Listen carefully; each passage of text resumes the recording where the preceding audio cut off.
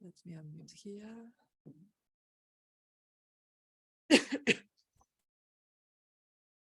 Okay, so good morning.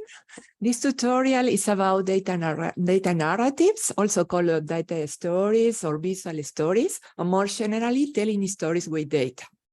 We will describe the complex process of data narration, and in particular, the approaches that propose some level of automation and thus making data narratives accessible for the people.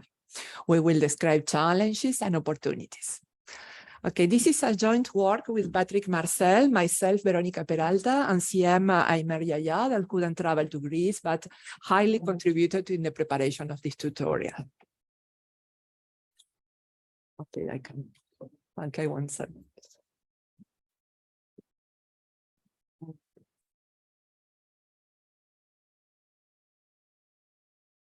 Yes.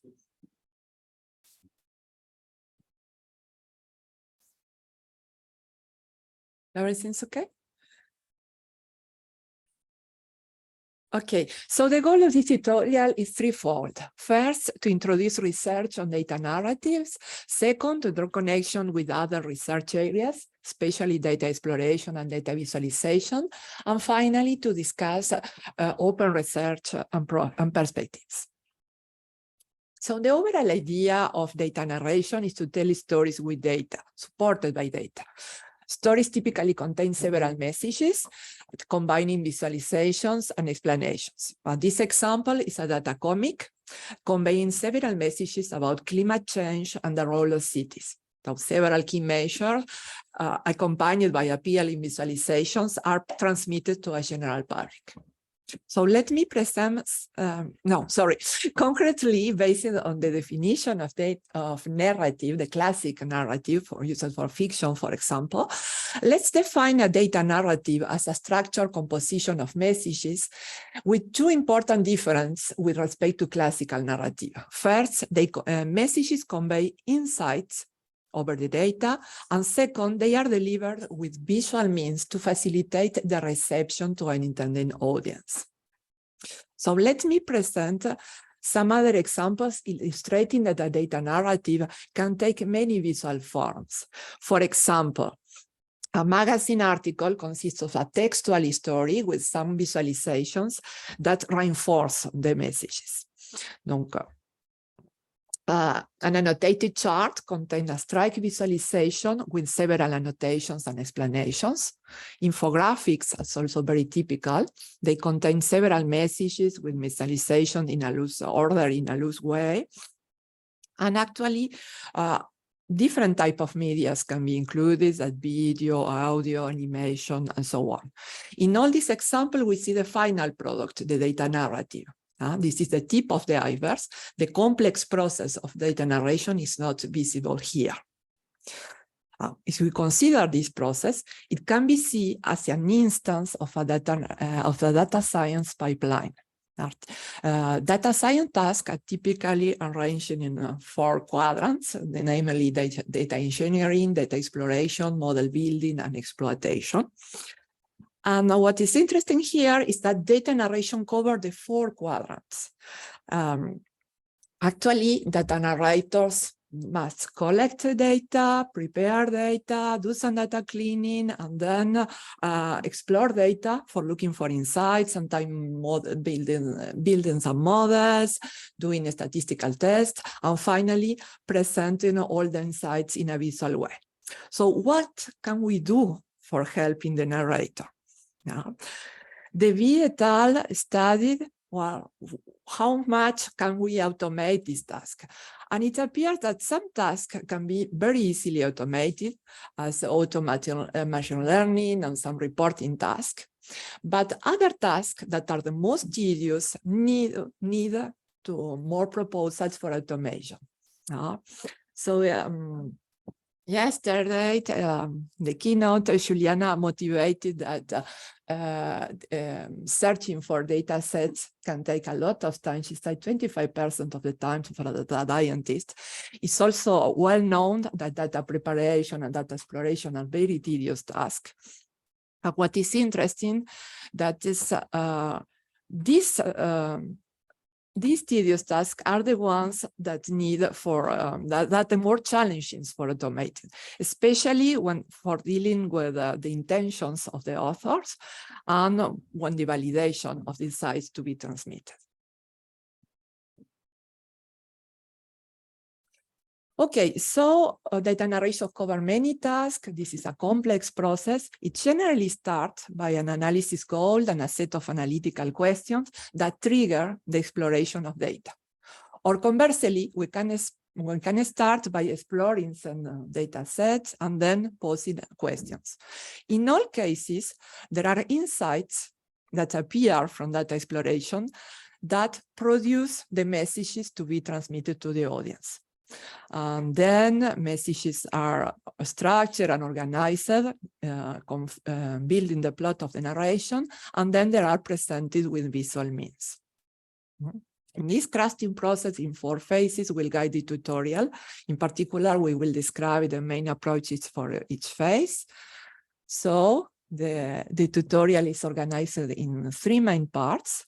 The first part introducing data narration with the main concepts and models. The second part describing and surveying the approaches for helping in data narration. We describe the main contributions at each phase, and then we discuss evaluation challenges. And the third part discuss open challenges and perspectives. Okay, for describing the concept around data narrative, we base on concept for classical narrative theory, in particular the work of Chapman. Narrative theoricians agree that there are at least 2 levels in any narration. Some events happens on what is told, and these events are transmitted to an audience in a certain way. So this is how it is told. They are called respectively the story and the discourse, and a narrative is modeled as a pair, story and discourse. Each of them consists of a form and a substance. A story has a form that are the facts, the actions, happenings, characters, and settings, and a substance that is the fact as pre-processed by the author cultural codes. The discourse also has a form that is the structure of the narrative and a substance that is the rendering of the narrative. Yeah. And data narrative are a particular case of narrative where the goal is to communicate insights found in the data. So many forms of insights were addressed in the literature. This list is not exhaustive, but we can have, for example, trends, outliers, comparisons, etc.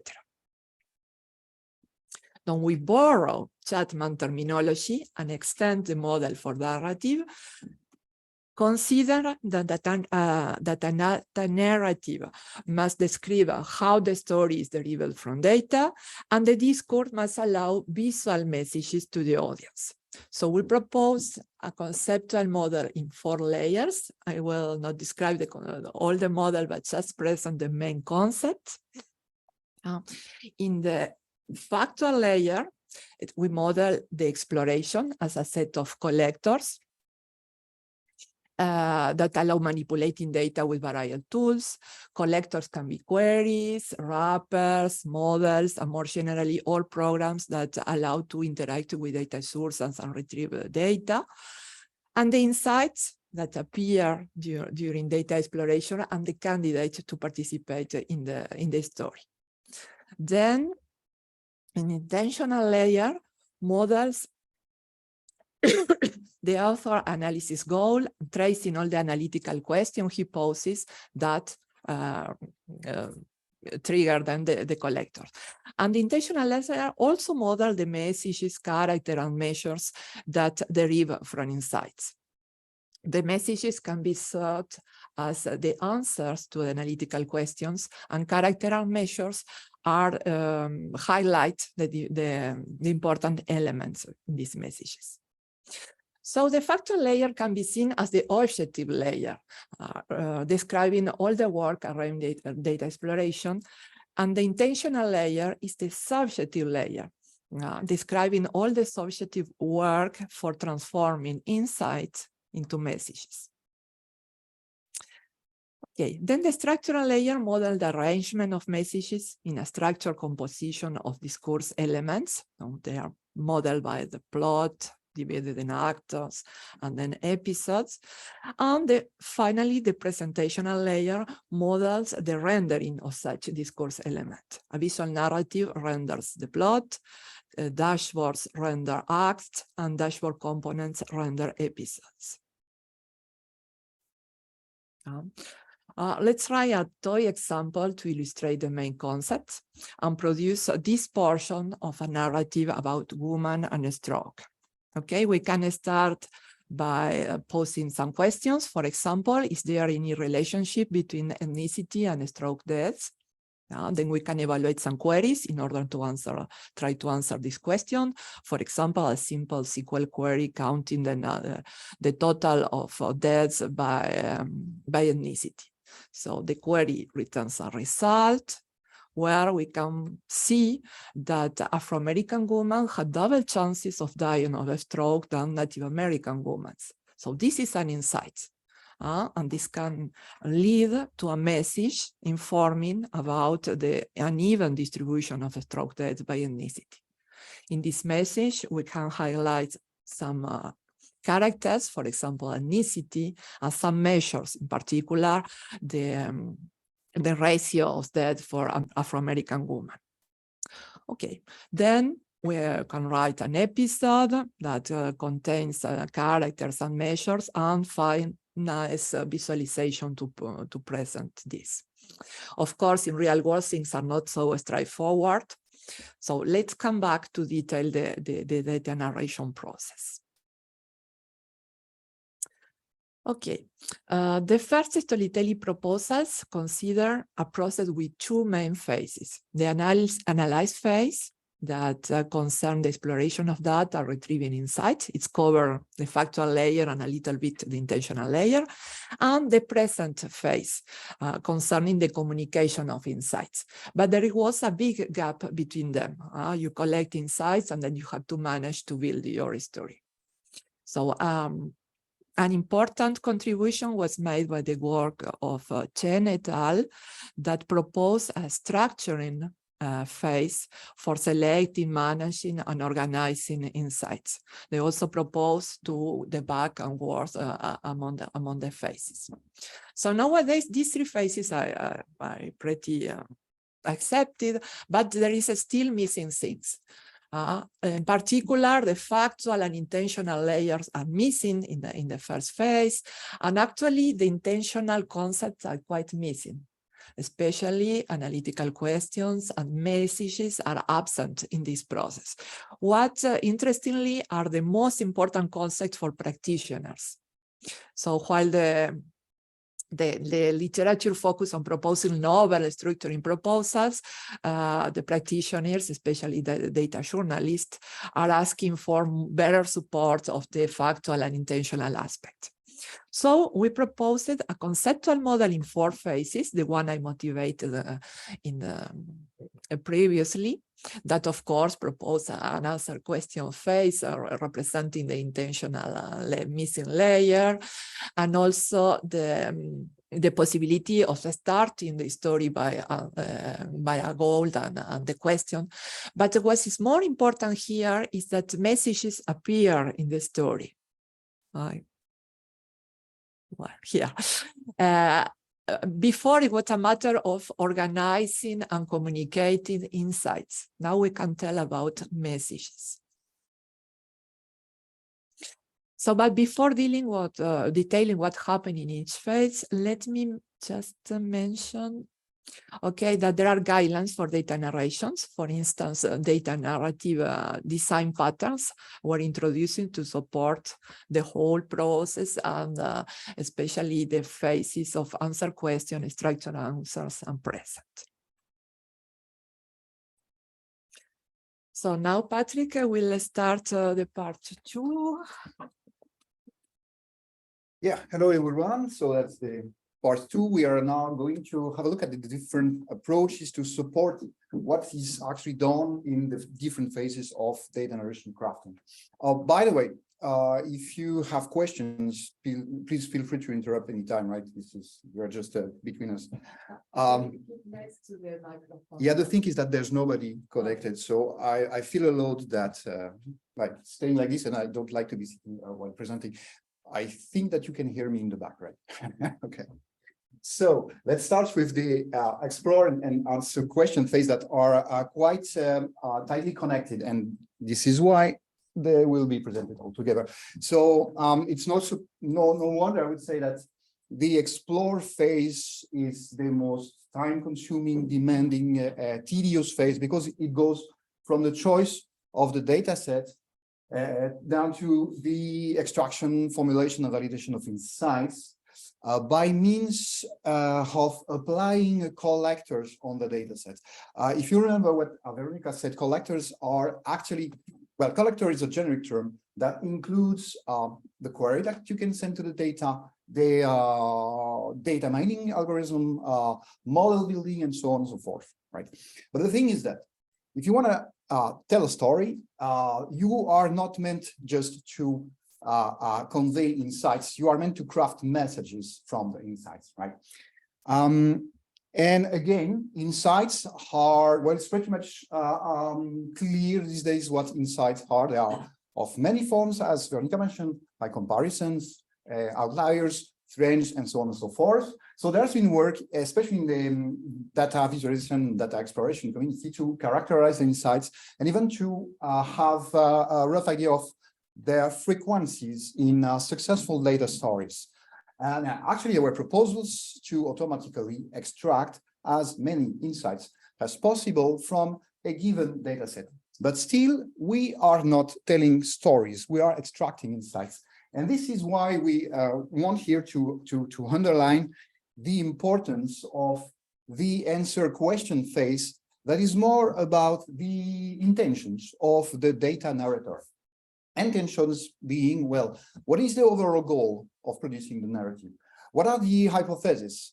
What are the analytical questions to be sent over the data set, and so on and so forth, in order to craft messages that will eventually be conveyed to the audience. It turns out that if you check the literature, it's a phase that has been like mostly overlooked in the well, especially in the data management community, I would say. Still, if you want to have a look of what has been done to support this phase, or to try to support this phase, you have various proposals that we have tried to categorize into groups. First group we have called data-driven collectors. The idea is to have simple collectors that are adapted to the data that you are going to analyze. In the second group, which we have called insight-driven, the idea is to have collectors that are targeting specific insights that you want to narrate eventually. For the second group, we'll see an example. We'll see various works around examples of an insight, which is the comparison insight. More about this shortly. And then we have some form of like big pictures of how to try to integrate, I would say, intentions is in highly abstract, high declarative language, high-level declarative languages. But first, the first group.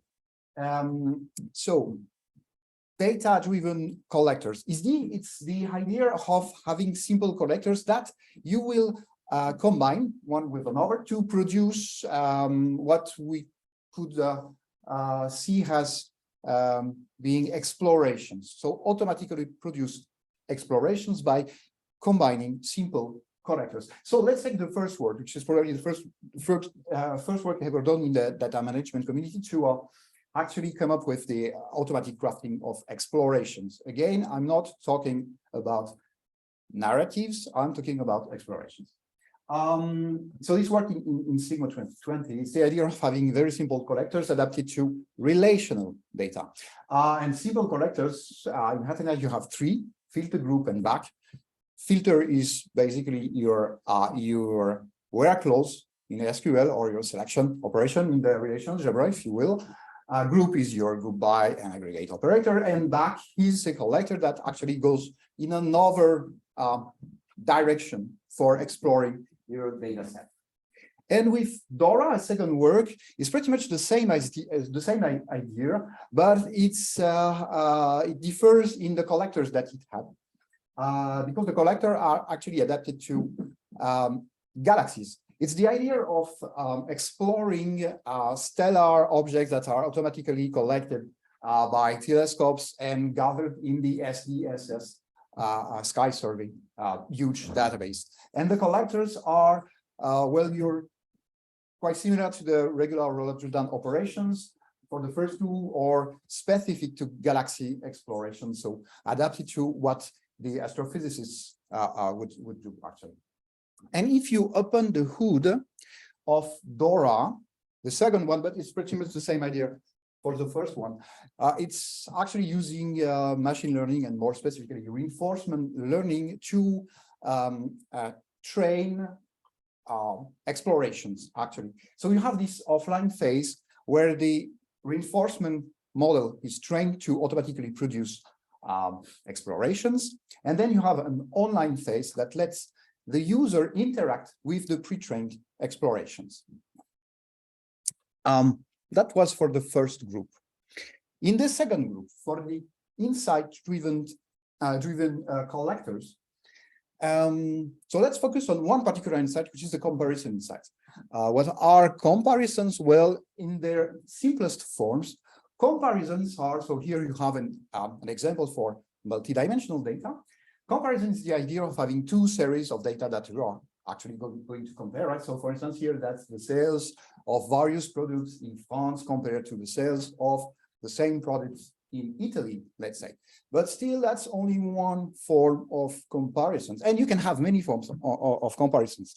So in this recent VLDB paper, there was like trying to support many forms of comparisons. So one-to-one, which is the example that showed you France against Italy, but you can have like one against many, many against many, many against some, one against some, and so on and so forth. And even if you are actually comparing one-to-one, you can compare, like in the example here, two countries. So I would say like sibling objects, if you will, or you can compare a country against a group of countries, or a country for one particular year against the same country, but for the past, let's say. So there are plenty of forms of comparison insights. Still, if I wanted to formulate a one-to-one comparison over a multidimensional data set, let's say, assuming that I have at my disposal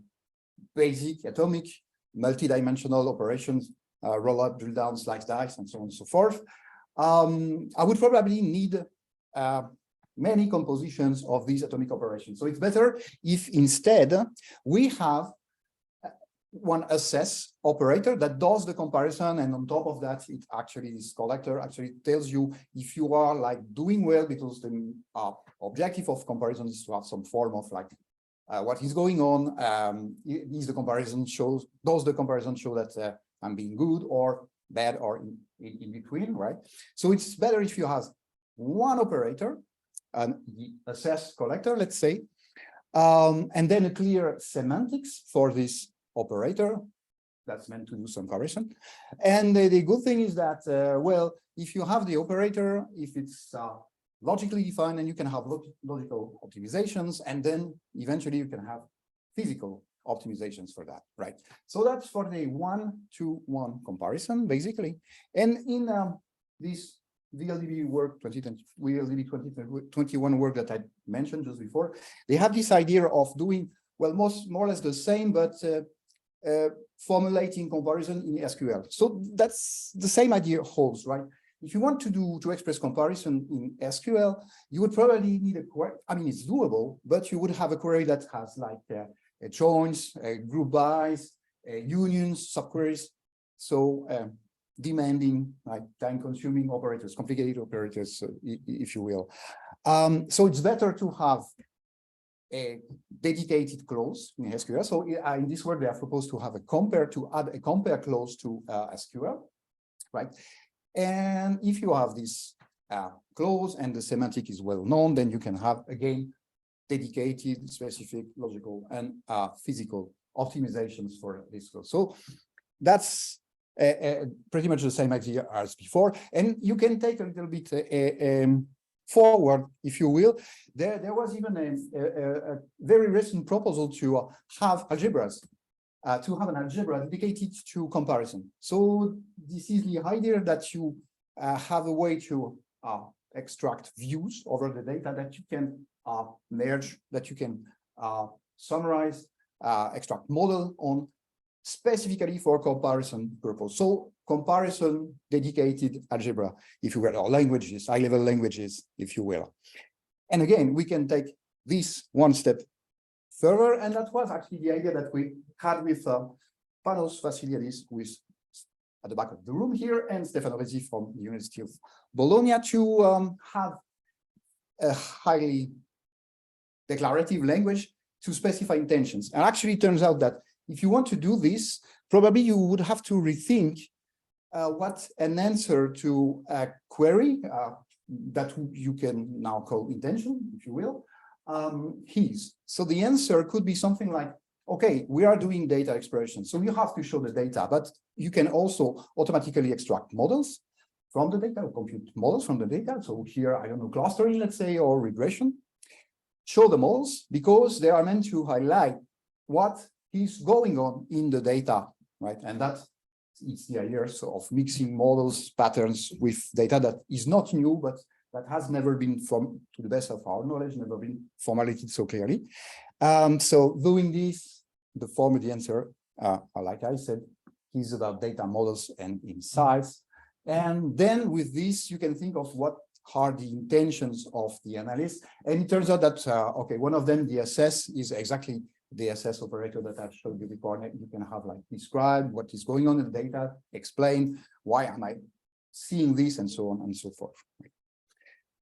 But still, we are only in the explore phase mostly, and not really in the full intentional phase that whose objective is actually to extract messages in order for them to be nicely put under the with a nice structure and a nice presentation. That is actually the purpose of data narration. So that's it for the explore and answer question phases. And if there's no question, we move on to the next part, which is about structure. Well, let's continue with the structure answers phase.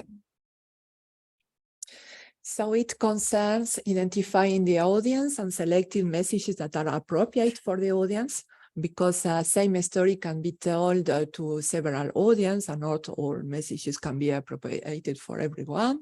But the central point here is choosing the narrative structure. So roughly the way of messages are ordered. So we can define several acts where they are dispatching and so on, and then you have to indicate which message go to each act.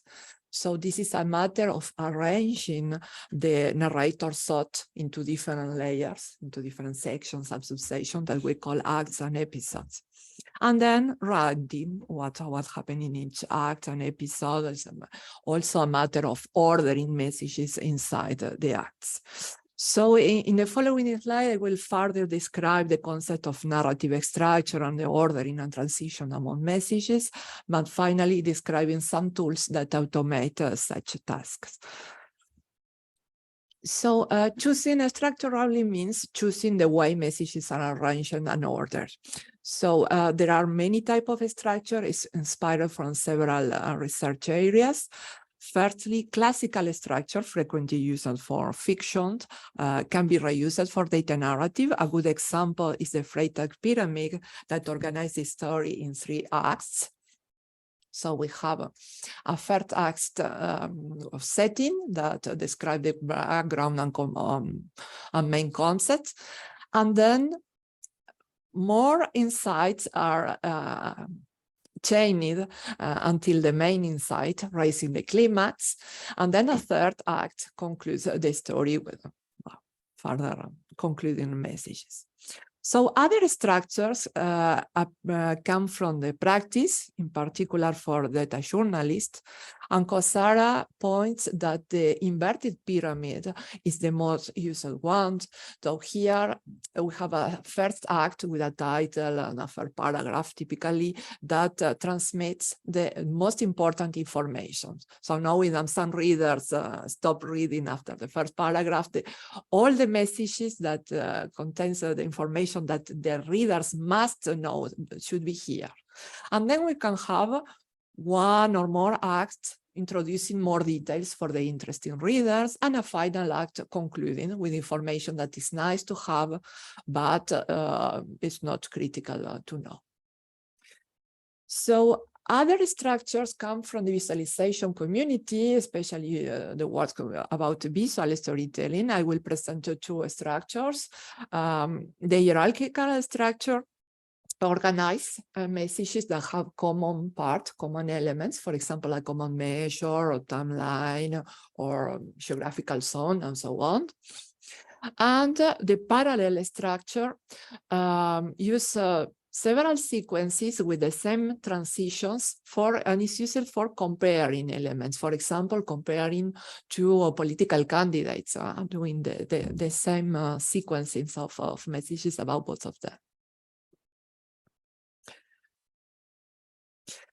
And a key factor about the choice of the structure is the level of interactivity.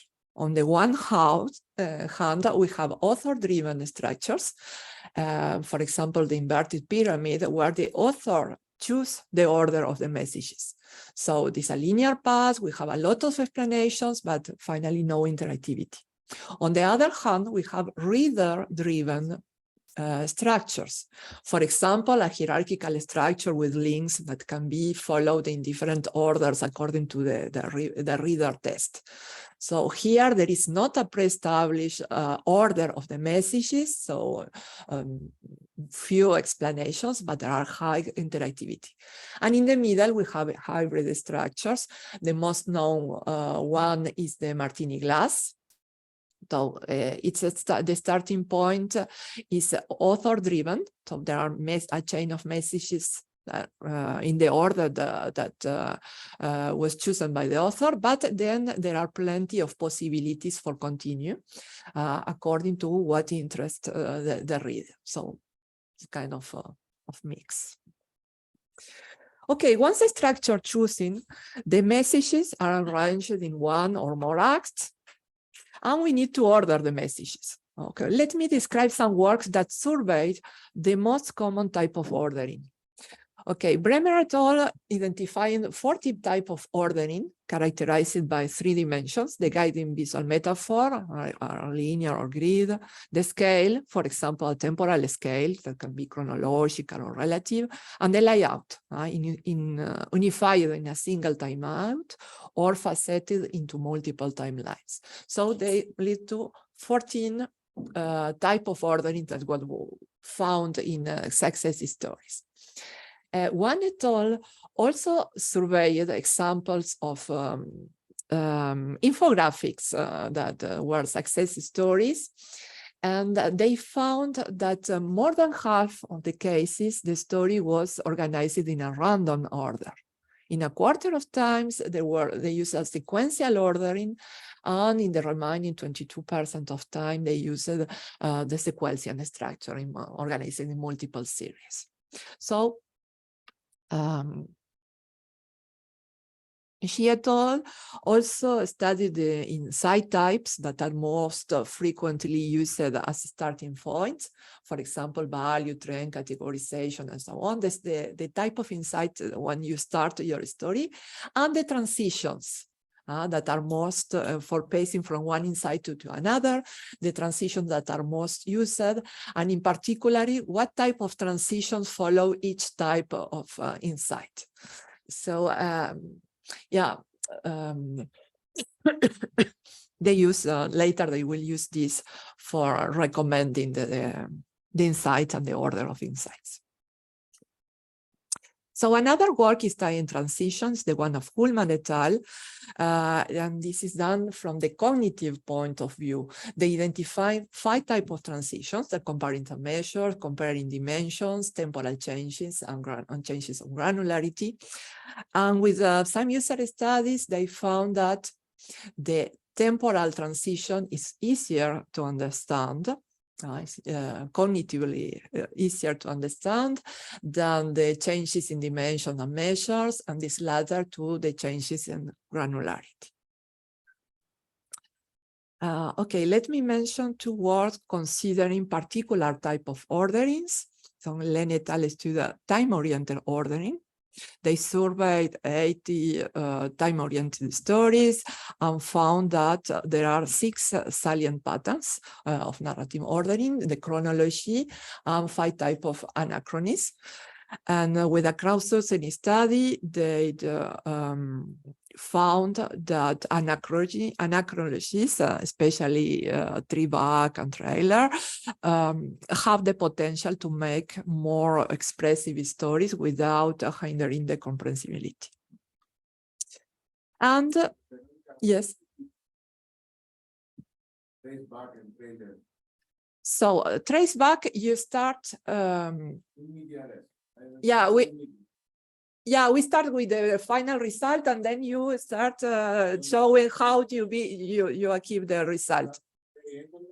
Yeah, and on this one, you start somewhere in the middle, saying okay, and then you start the story, and then you continue to the end. The trailer, if you start from the start, you go to the end, and then you... Yeah, start in the start, and then back to the end, and then you follow the story. So these the dashed points can be like jumps, and then you go detail by detail. You advance in the story quite chronologically. And this is just one story, right? These are common patterns that they found in repeated in success stories. They try to interpret the story. Have something like parallel story. Yes, yeah. Then you can, this is a sequential pattern I previously explained. Yes, it can be very complex if you have searching the timeline and comparisons. But but what they found is it's not so. I mean, the stories are more interesting, more expressive, and they are still comprehensive. This is the work. And okay, and let me mention the thematic ordering. That is another specific type of ordering that is well used by BI professionals. So, for example, I have an example here considering the analysis of tuberculosis cases in Gabon, and there are 3 messages about the age of the patients. So the first message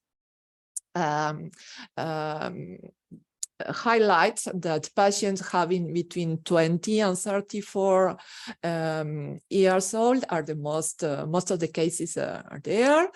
The second message remind the age pyramid in Gabon, that is a young country. And the third one, computer ratio, that is the prevalence, the number of cases per 1,000 people. And here it's put in balance with the first messages. So here we say, okay, the more cases are in young adults. Actually, this is because there are less old people. So the editorial choice of putting these 3 messages together in an act reinforce the message and highlights their complementarity. Okay.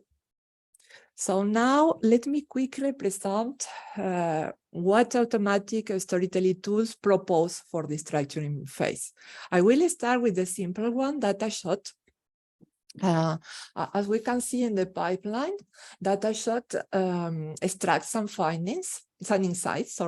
Actually, they enumerate the data space looking for all for 10 types of finding that appear frequently in the success stories, and then they select some findings and propose the visualization.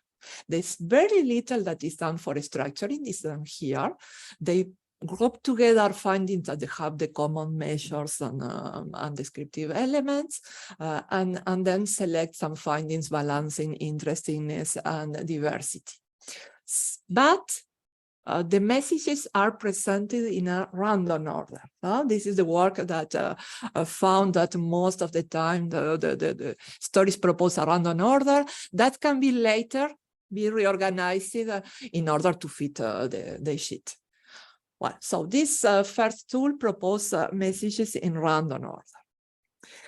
Calliope do a different choice. They use a logic-oriented Monte Carlo tree search algorithm in order to explore the insight space and structure the data story. So they use a graph. Nodes are the insight, ages are transitions, and data narratives are the paths. And they use a reward function that combines diversity, logicability, and coverage in order to do the random walk.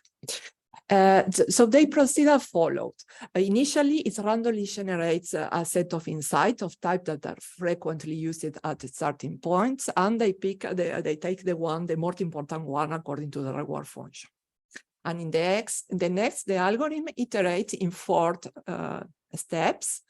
So we are here, and then we select in the next step the insight with the higher reward, and we expand. We search the insight space for looking for insights that are related with traditional, typical transition types.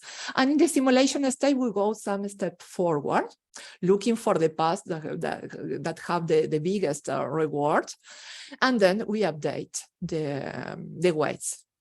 So we do this, and they build the data story. This is an example of data story that they generate. Remark that they, contrary to DataShot, they don't enumerate the insight space. So they will explore the data and structure the story and produce the story at the same time.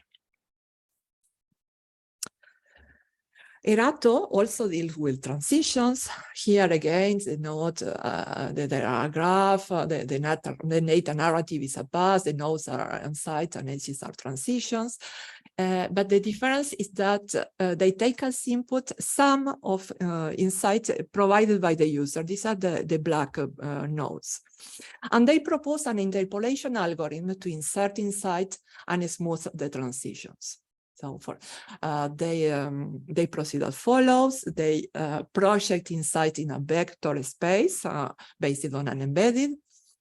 And then they say for a pair of insight, they do an interpolation in this vector space and explore searching for insights that best match the interpolation. So here again, the story has a linear path, a linear structure. And finally, meta-insight proposes some patterns that can be seen as acts with a fixed structure.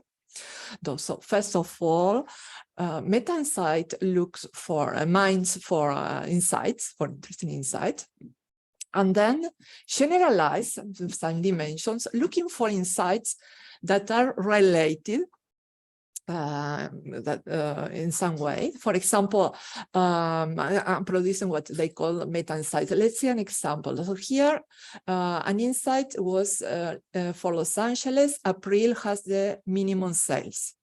So they look for other cities in California, looking some commonness. They have the same behavior or not.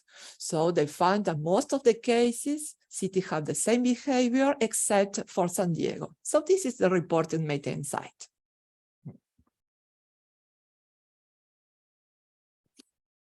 Okay, so these are the tools proposing to automate part of the structure phase.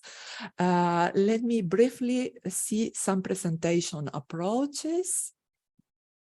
The present phase consists of setting the visual narrative, choosing interactivity, and then implementing dashboard on components to render the acts and episodes. I will go very quickly here because visualization technique were already surveyed in many works. I will just present the main result of such surveys. First of all, there are many visualization forms. Chen et al. Propose a classification and highlight 7 categories according to their narrative degree in terms of complexity and explainability. So namely dashboard, annotated chart, infographic, scrollytelling, data comics, timeline and storyline, and data video. And they survey 122 tools that propose to automate this visualization phase. So they classify them in 4 categories according to less automatic to more automatic. Design a space, emphasize the freedom to choose from many options and explore alternatives, less automatic.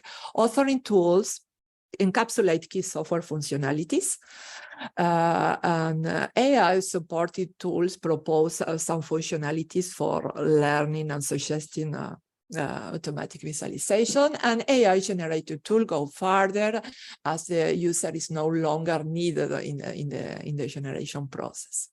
So we can see that, of course, the tools that propose less automatization are more numerous, but it's not always the case. Concerning in terms of interactivity, they provide some basic facilities, for example, navigating, scrolling, filtering, and so on. Some of them provide highlighting capabilities and even drawing functionalities, but they are still quite limited in terms of interactivity. So let me just mention 4 techniques for communicating in a creative way that enhancing the comprehension and interactivity. Okay, first, communicating and explaining data. We pass from text with some charts to charts with explanations, pointing at specific points where there are things to say. Linking separate story elements. So here we use colors in order to link the graphic with the textual explanation and the legends and so on in order to all time see where we are in the story. So it's the same for enhancing structure and navigation. The idea is at every moment be able to know where we are in the story. Here it's a storyline that is proposed, but there are other artifacts that can be used, that is scroll bars, menus, even maps, positioning the story in different geographical positions. And finally, they suggest providing controller exploration. So here the idea is proposing, for example, the user to regroup, rearrange the nodes in a clustering and so on, sometimes adding some filter and so on, but he has not the possibility of do whatever he wants to query, that is controlled in order to control the messages and avoiding the user to be lost. Okay, after the choice of the visual narrative form and interactivities, come dashboard implementation. So it is an important task as the choice of a wrong components may mislead. Several work claims the importance of choosing the right components as position, types, shapes, and color, and they propose technique for recommending appropriate components. There are also dashboard design patterns for guiding this choice. And some works propose automating the task, learning the most adapted visualization, both per nature of data and per insight type. Just let me mention very quickly one example of this for the choice of colors that have been largely studied. Strategies range from the choice of color patterns according to the type of insight to the proposal of advanced effects, for example, for color harmony, discriminability, and continuity terms. Okay. Okay, at this point, let's just me summarize the research question and existing contribution made to support the data narration phases. For the explore and answer question phase, the research challenge is to produce messages from input data and an overall goal. The main contributions are the automatic insight extraction, automatic exploration, and data and insight-driven collectors. For the structural layer, the research challenge is to assemble messages in a plot. Contributions consist on guidelines for ordering and for automatic insight organization. And for the present phase, the challenge is to choose the visualization form. There are many contributions considering guidelines for presenting and learning visualizations according to several insight types. So we can do a little break for questions until now. Yes. What kind of question might say comment? Well, I'm not doing research in this area, but since I'm quite old, between the 80s and the 90s, there has been a very active research on different languages. So my question, and in terms of the suggestion, has there been any connection, the method that have been developed between the 80s and the 90s on visual languages to be exploited in this area? Because, well, maybe the focus was different at that time. Many grammar-based parsers have been developed to parse visual sentences and translate them into database queries or whatever else. So I myself got some project to encode natural languages into visual sentences.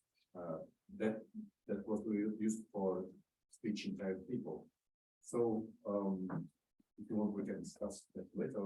But my question is, if there has been any exploration of this literature that is quite related, but I think that even with the different problems, all those parsers and semantic-based analyzers, they might be useful because it's just a matter of maybe inverting the lesson translation. So are you aware of this research that has been well? I'm a bit aware of visual query languages, but I'm not quite sure that we are like speaking of the same thing. So I would be very much interested in addressing this with you all. I think maybe, but you apparently like gave part of the answer is that now the idea is to convey insights with data, so to be put in form that are indeed visually appealing, let's say, but convey what is the insight about. So I'm not quite sure that they target exactly. They have the same purpose with languages that you mentioned. They are not the same, or they have not the same goal, but because the methods, the tools, and the techniques might be used. Maybe translating them, converting them. They are translating words because all those grammar-based models might not be used to parse the data and to choose, because I mean, at that time, many grammar-based methods were developed to encode the structure of visual notations. So you could have such models, and you can easily maybe parse the data and understand how to map the data onto the visual metaphors. That's a very good point, because I mean, I would say like the overall objective is to simplify the tasks from the user's point of view, the narrator's point of view. So indeed, there's probably maybe that research is not known because it has been going for maybe less than 10 years. Then at that time it was not a big interest, because at that time they were not very graphic-based computers. They were starting, and so then multimedia took over, and this was multimedia research, and so there was some application in that context. As a matter of fact, in the journal Venus, there's only one journal, maybe Journal of Visual Languages Computing from Elsevier, which deals with this kind of research. But I think they can be reworked and used in this context. Thanks for the contribution. So you're not talking about query variator. Yeah, also, what about query by example does not necessarily mean query by default annotation. Yeah, but this is what comes to mind when you Yeah, say, but there have been, for instance, there's been this FIL compiler that was an iconic language, a compiler for iconic language queries. You would inquire SQL by composing individual sentences. Well, the iconic ones were activated, but then several parsers have been developed for that languages. So you could do parts, URL annotations, and whatever else. And you can, once you part them with your action rules, you can translate that into natural language sentence or SQL queries. And so I think probably these two communities cannot interact much, but since I've been moving from that community to this community, so I see that there can be many potential interaction and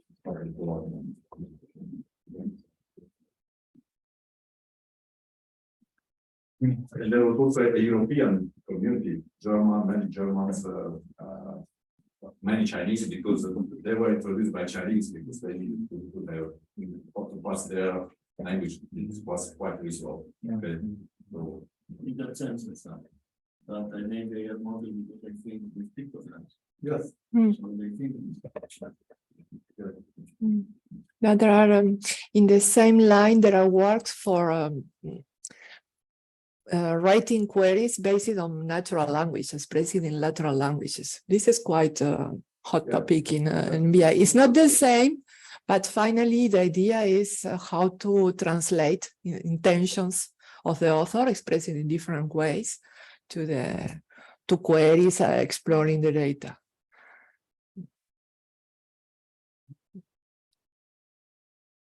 Any other question? Yes.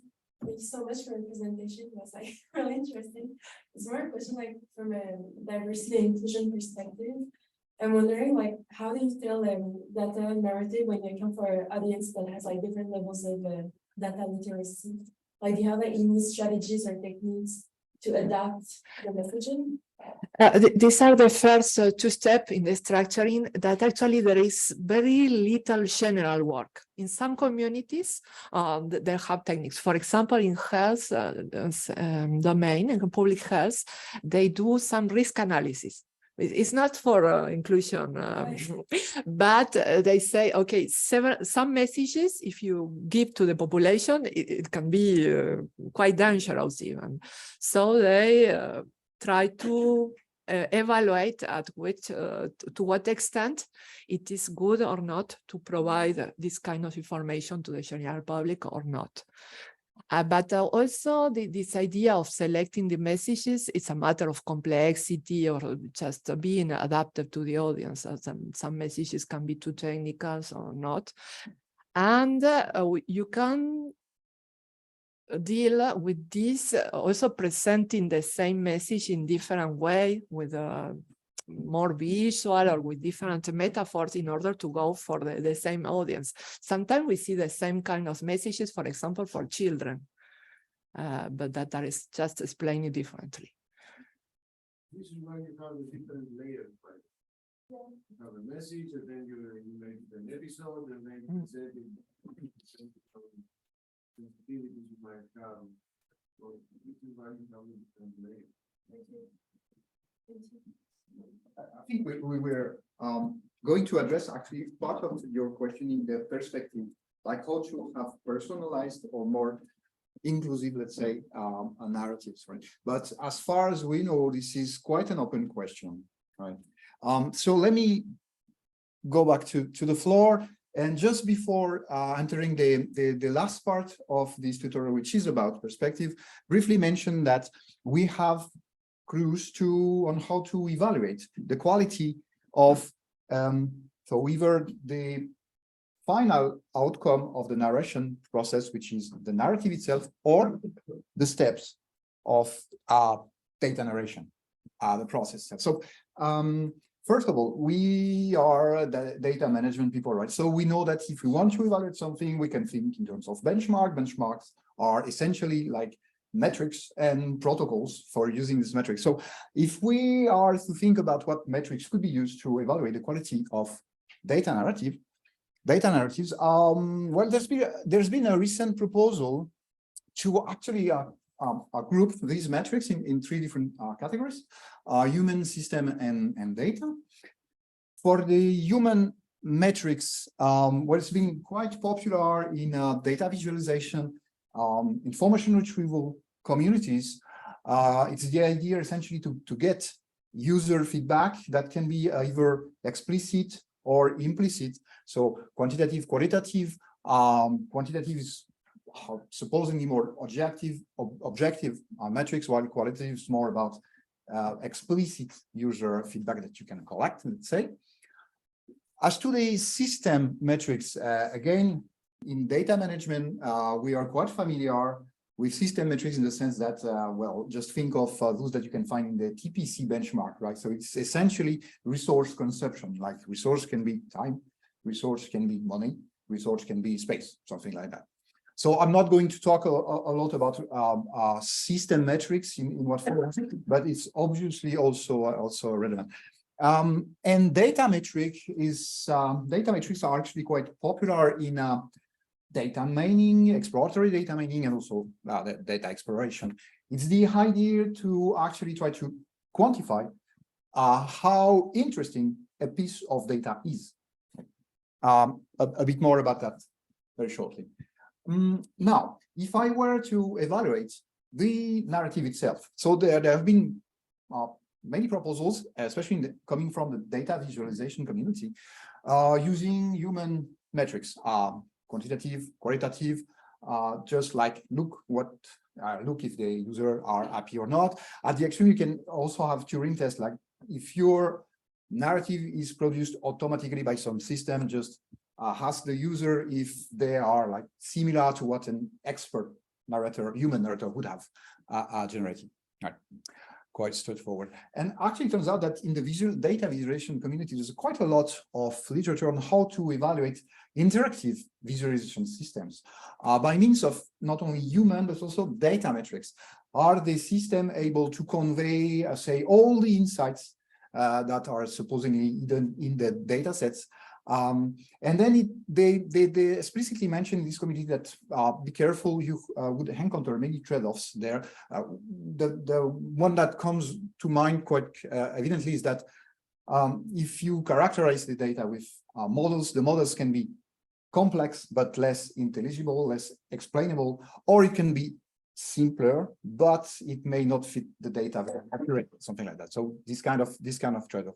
And they also underline that the importance, they also underline the importance of the task at hand, right? Are you analyzing data for like teaching purpose or decision-making purpose and so on and so forth? So human and data metrics here. There are also several works that addresses the change of the discourse. Remember that a story has two main parts, let's say. Remember that a narrative has two parts: the story and the discourse. So what about like having the same story but with different presentation? That was actually the topic of this particular paper that I mentioned here, and the example that is on the right-hand side. The idea of having the same story but with three different discourses. In the paper, it was like text narrative, data comics, or infographics, and then have human or data metrics. Well, just to understand if one is better than the other. But probably the very important contribution in terms of data metrics come from the data exploration community, if you will. There's obviously human metrics to characterize the goodness of an exploration in terms of is the exploration informative enough? Is it understandable? What is the level of expertise that it carries, if you will? And is it like equivalent to what an human expert would have produced? But again, these are human metrics to characterize expression. But still, you have also these data metrics that are well used to characterize the interestingness, because that's the term that is used in the community, of insights. So and this Sigma 2020 paper, they say that first of all, interestingness has different facets, and the importance of the facets for a user actually varies along the exploration. We will see that those facets are like surprise or novelty, and you might be interested by exploring first by surprising data at the beginning of your exploration, while at the end of your exploration you may be more interested in like dwelling around those surprising data that are not that surprising, because you are somehow trying to explain why this is surprising sometimes. To some extent, and to be able to understand that there are, for instance, proposals for applying machine learning techniques to actually learn what is interesting and when, right? But I'm not going to address this because there is a nice tutorial in Sigma 2013 that actually targets this particular problem. I'm going to try to make you understand what are the facets of data interestingness. We have actually, with Veronica and Panos, proposed this classification of interestingness, data interestingness measures for qualifying insights with 5 dimensions. So I'm going to try to explain to you the difference in these dimensions. So let's take the first one, for instance, relevance. Is the data that you're supposed to bring as an insight to an audience relevant or not? This has to do with the comparison of the data against a goal that the user may have explicitly given, or that is inferred by some system, let's say. And one representative of this family of metrics, if you will, is familiarity. And familiarity just consists of counting how many times target insights are actually present in the exploration, something like that. This second dimension, novelty, is quite easy to understand, right? Is the data that you are going to present is novel or not? But it turns out that it may be a bit more complicated than that. And it actually consists of comparing the data to the history that the user has with the system or the exploration, if you will. One such metric is curiosity, and it again consists of counting if the insight that you are bringing appears frequently in during the exploration. If it appears very frequently, you are not being very curious, right? But maybe the dimension that attracted a lot of attention is peculiarity. Peculiarity consists of comparing data against other data.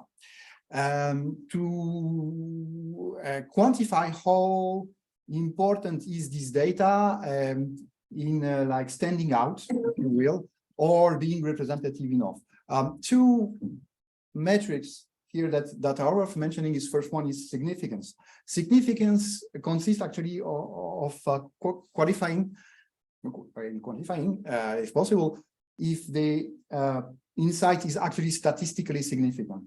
Those of you who were following the keynote by the DOLAP keynote by Tim Kraska on Monday afternoon, Tim Kraska actually said that it's very easy when you explore data set to extract spurious insights. Insights you think they are like saying something of the data, but they are spurious because they are somehow obtained by chance, right? So with this particular significance metrics that essentially consist of applying statistical tests over the data sets, then you can characterize this, exactly this. Another important metrics in the peculiarity dimension is coverage. It's just the idea of measuring how much of a data set an insight actually covers, right? This is just a small portion of all the data sets. Surprise is the idea, so the 4th dimension, surprise is the idea of comparing a data against belief of the user. So it's a bit more complicated, right? The belief may be explicit, so told by the user, or maybe implicit again, like for the goal. And there's a very nice proposal by Tel Deby, a very active researcher in data mining, exploratory data mining community, to to characterize this with by means of subjective interestingness is the idea of confronting the insights with some background knowledge that is actually modeled as a probability distribution on potential insights, if you will. So it's the idea of like telling how likely is the insight to appear. And finally, the last dimension is related to the way you actually are going to present the insights. And one very popular metric here is conciseness. Is the insight compact enough to be well intelligible, if you will, right?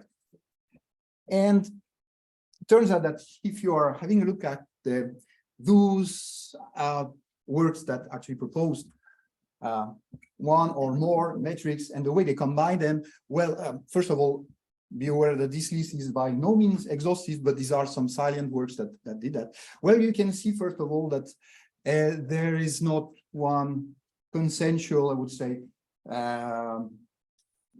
combination, metric combination. It's quite diverse. And to the best of our knowledge, there is so far no work that actually try to have a combination of all those dimensions that can be used to characterize the quality or the interestingness of alpha insights. And that's it for the second part, and that's it for the evaluation. And we are now about to enter the very last part of this tutorial, which is about perspectives.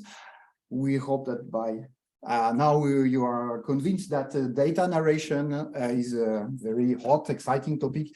But we would like to draw your attention to the fact that it probably deserves a bit more attention from the data management community.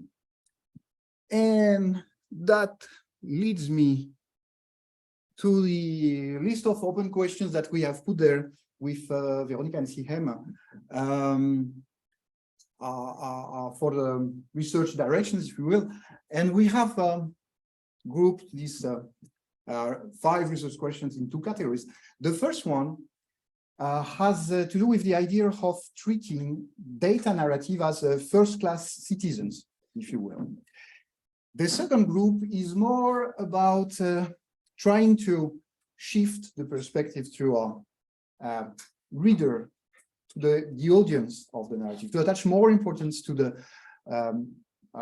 people that are actually going to look and maybe, I don't know, share, reuse data narrative. So let me be a bit more specific about that. Very quick, because we don't have a lot of time, and it would be great to have more time for the questions. So first open question, how to more tightly integrate data narration with data exploration? This is, we came up with the idea that we could develop some form of explore, narrate, explore paradigm.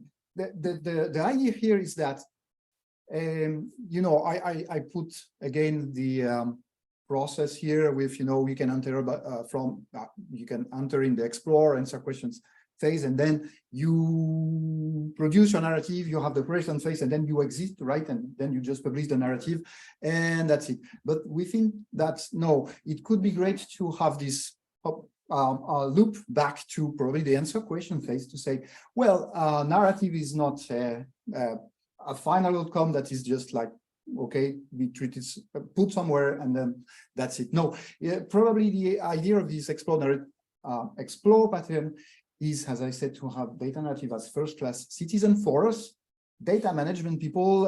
It means that we could even think of developing data narrative management systems, right? What about having like a logical representation of a data narrative? What about having query languages, or manipulation languages, specifically addressing a data narrative as a first-class citizen, right? That's the idea here. So the overall idea is to somehow, as we put it, reduce the time to message, right? How to have messages more efficiently copying, if you will, with this pattern here.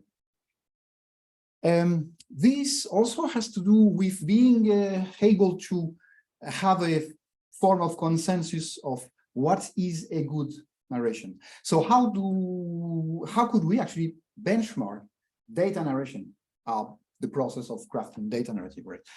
This needs to think of the answer question phase, right?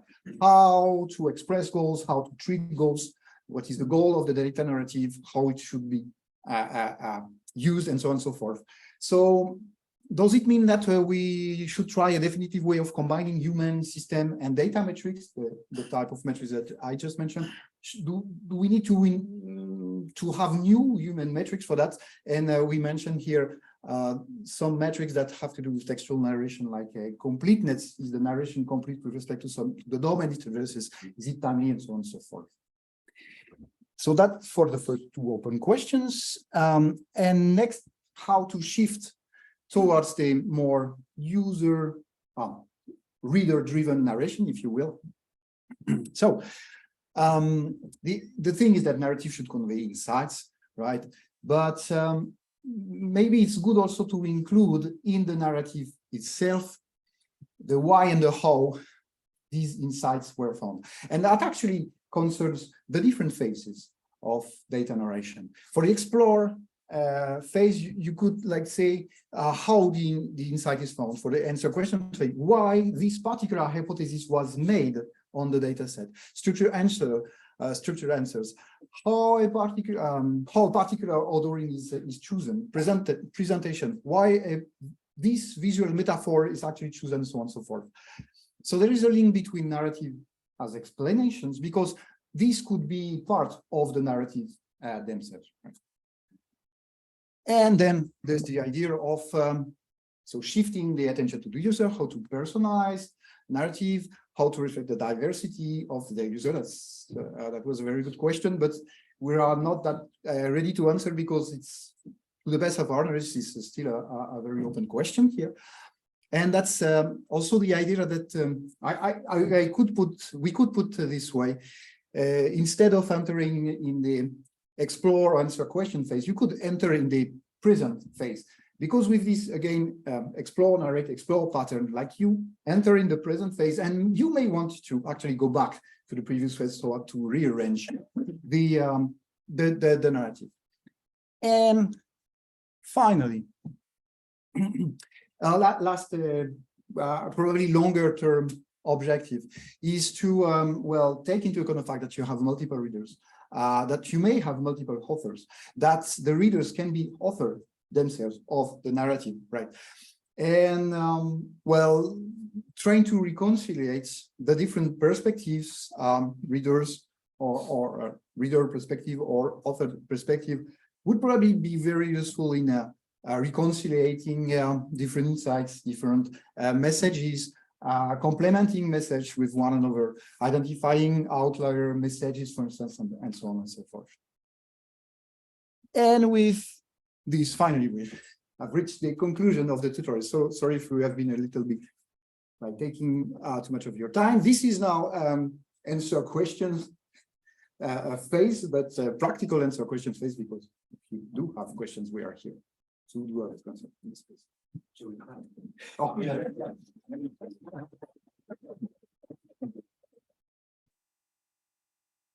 Thank you very, very much. This is all completely 100% new to me. I just have actually a really naive question about, I think it was your first slide. I just have a question. What's the difference between data? I have actually a two-part question.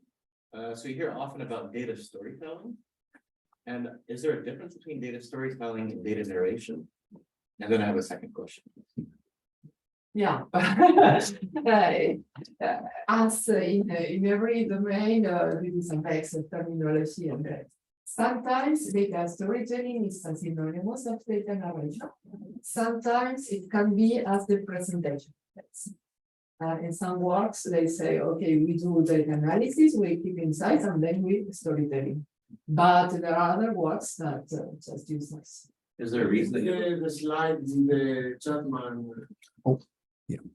Is there a reason that you prefer this terminology over storytelling? It came from the communication visualization community.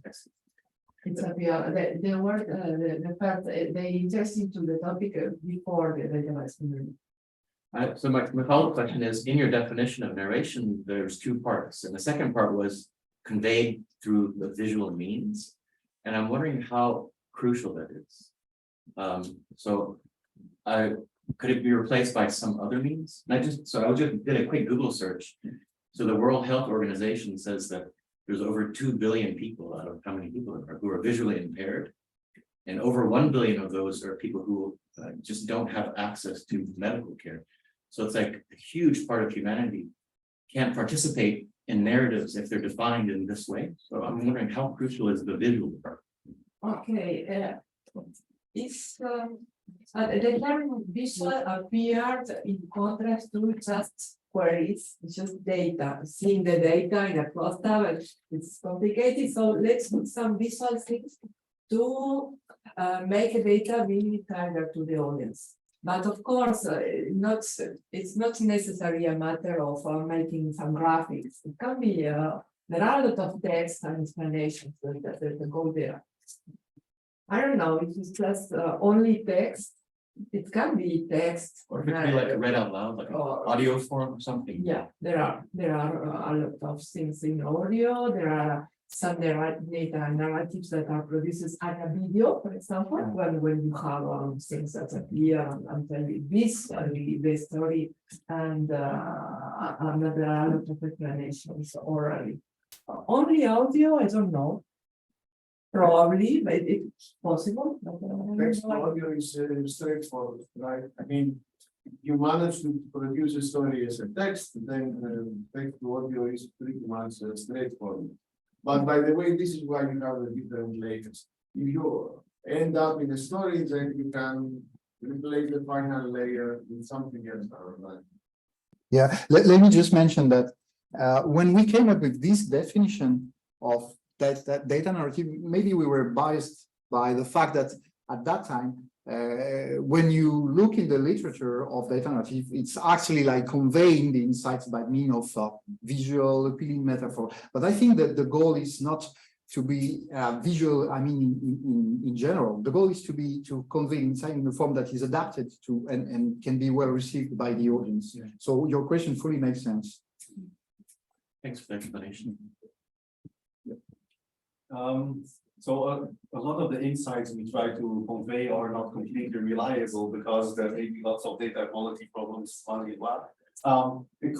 Is there also some attention on works that on how to bring in the nuance in the story to in some way convey this, or that you did some cleaning where you don't know precisely how dangerous that was?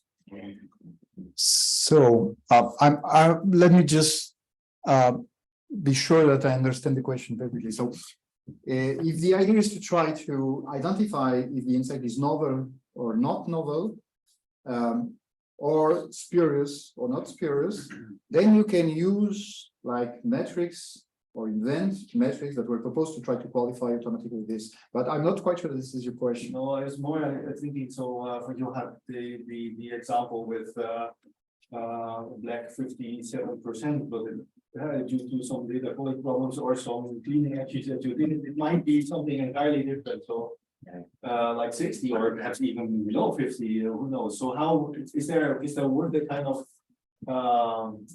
advices or people how to weave that into the story in an effective way? Okay, so to be more honest. Yeah. So the pipeline for producing narrations is usually this one, where in the explore phase you are supposed to work with clean, accurate, timely, fresh. Okay, that's the ideal case. Okay, great. Now, what I could know that could answer the question is the work around fake news, something like that. So try to detect if whatever you are brought in the form of the narrative is actually like I don't know, can be contradicted, if you will, something like that.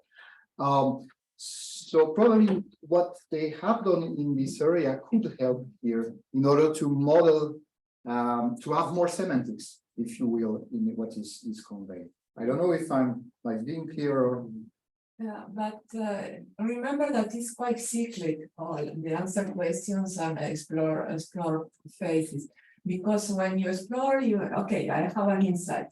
But then you try to build a message and there are new questions. You try to confirm or to validate this message. Sometimes going to expert, cross-checking and so on, and you might need more data for this, and more data cleaning, putting things in perspective. Yeah. I presented an example with the age of the people in Gabon. So, at the beginning, you say, okay, old people are not very common. What's happening? I think, and then you try to make the light in this things. It's very secret and very time consuming. Data journalists report that this phase of answering questions and story takes months. Sometimes. That's exactly this phase that is very overlooked. For instance, our community. If you ask the data journalists, they say that well, every message that would appear in the data narrative should be validated by external experts, right? Like for instance, I remember one discussion with data journalists working in COVID. Like they have analyzed some public data sets to understand if indeed COVID was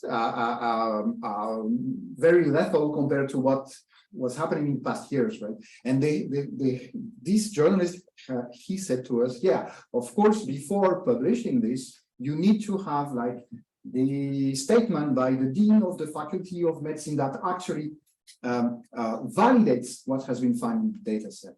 But how to do this automatically is another story. But this is like having a materialized view, point of view of the story. If the narrative is a materialized view, you need to update. So I make a story 2 years later, is it still valid? This is like having a materialized view, conception of the narrative, right? This is very nice question, by the way. And all this work about well, is it valid or not? What is happening? What should be communicated to the audience? This makes the great difference between insight and message. All the tools that are there in some seconds to produce a story, okay, they just for statistic information. But this notion of what should be transmitted, what is my intention to transmit it to the audience, and what is really validated and so on, is more complex. And more difficult to automate. One more question. As to mentioning the communities that are interacting in this area, is there any interaction with the AI or machine learning community? Because of, I mean, I see the same goal because AI explainability or rather machine learning explainability entails visualizing, well, maybe extracting some metadata from training data sets and then visualizing the connection between the reports and the so Yeah. since there is a much research now and it is a question, is there any interaction? Yeah. There are actually, and to the best of my knowledge, there are actually many interactions, right? So if you see data narration as an instance of this data science pipeline, in the data science pipeline, you have like this model building phase, right? That you try to use machine learning or AI algorithm, let's say, to be more generic of the data set. And it turns out that this, to some extent, can be quite easily automated, right? Because for like supervised learning tasks, you have metrics that can be used to choose the proper algorithm. Also, what I mentioned is the use of reinforcement learning to try to produce automatically data explorations. And then there is this open question of explanations that can be inserted in the data narrative to make them more, I don't know, plausible or understandable. I don't know if your question was about this or maybe more open, but I have a related question. I guess that the link, an interesting link, is convey information about not only the data but also on the model and the data, how the data distribution shift affects the model also. I guess data narrative plays a crucial role in cohesence. Yeah, predictions and even simulations can be used.